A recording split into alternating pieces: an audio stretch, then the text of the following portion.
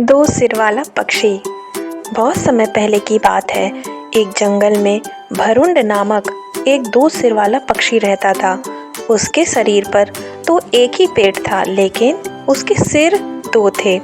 एक बार वह पक्षी जंगल में उड़ता हुआ घूम रहा था।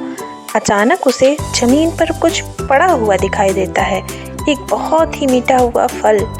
उसने फल खाया और एक सिर से कहा, वाह, यह तो दुनिया का सबसे स्वादिष्ट फल है, मुझे तो आनंद आ गया।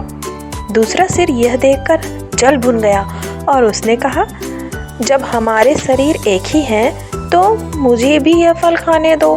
पहला सिर हंसते हुए बोला, हमारे पास एक ही पेट है, चाहे मैं खाऊं या तुम खाओ, फल तो एक ही जगह जाएगा, इसमें कोई फर्क नहीं पड़ता। यह सुनकर दूसरा सिर चुप हो गया, लेकिन मन ही मन नाराज और दुखी हो गया। कुछ दिन बाद उड़ते हुए पक्षी को एक जहरीला फल मिला। उस बार दूसरे सिर ने जिद पकड़ ली कि वह इस फल को खाएगा। पहला सिर घबरा गया और उसे रोकने लगा। भाई, यह फल जहरीला है, इसे मत खाओ, यह हमें मार देगा।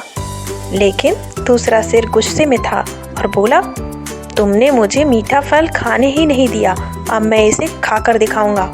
उसने जहरीला फल खा लिया और जहर पूरे शरीर में फैल गया।